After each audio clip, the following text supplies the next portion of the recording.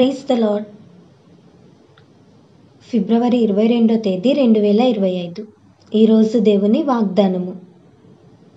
నీతిమంతుడు 7 మార్లు పడినను తిరిగి లేచును, ఆపత్కాలమునందు భక్తిహీనులు కూలుదురు. సామెతల గ్రంథము 24వ అధ్యాయం 16వ వచనం. ఈ వాక్యం ద్వారా మనం తెలుసుకోవాల్సిన విషయం ఏంటంటే, నీతిమంతులకి భక్తిహీనులకి మధ్య ఉన్న తేడాను ఈ వచనంలో మనం గమనించవచ్చు.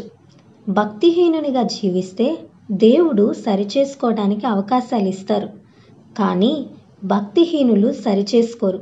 ఒకానొక దినమున ఆపత్కాలం వస్తుంది. అప్పుడు వారు కూలిపోతారు, లేవలేని స్థితిలో పడిపోతారు.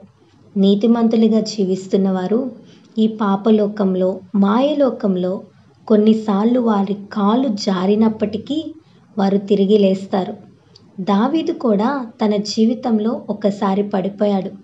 దావీదు నిజానికి దేవునికి ఇష్టానుసారుడు, దేవుని హృదయానికి నచ్చినవాడు, దేవుని చిత్తాన్ని చేసేవాడు. అనవసరంగా ఒక సందర్భంలో జీవితాన్ని దెబ్బతీసుకున్నాడు. తన జీవితంలో ఒక్కసారి మాత్రమే పడిపోయాడు. ఎప్పుడైతే తప్పు తెలుసుకున్నాడో ఇంకా మరలా దావీదు తన జీవితంలో తప్పు చేయలేదు. ఈ లోకంలో మనం కూడా పడిపోతూ ఉంటాం. ఈ ఉదయకాల సమయంలో ఈ వాక్యం వింటున్న నీవు పడిపోయి ఉన్నావా? దేవుడు నీకు మరలా అవకాశం ఇస్తున్నాడు. పడిపోయాను, దేవుడు నన్ను క్షమించడేమో అని అనుకోవద్దు. తిరిగి లేవటానికి దేవుడు నీకు సమయాన్ని ఇస్తున్నాడు.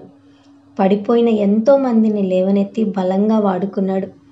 ఉన్న స్థితిలోనే ఉండిపోవద్దు. లేచి దేవుని కొరకు జీవించు, దేవుని కార్యాలు చూస్తావు. అట్టి కృప దేవుడు మనందరికీ దయచేయునుగాక. ఆమేన్. ఈ వీడియో మీకు దీవెనకరంగా, ఆశీర్వాదకరంగా అనిపించినట్లయితే లైక్ చేయండి, షేర్ చేయండి, కామెంట్ చేయండి, సబ్స్క్రైబ్ చేసుకోండి. మీ ప్రార్థన అవసరతలను మాకు కామెంట్ రూపంలో తెలపండి. మీ కొరకు తప్పక ప్రార్థిస్తాం. God bless you.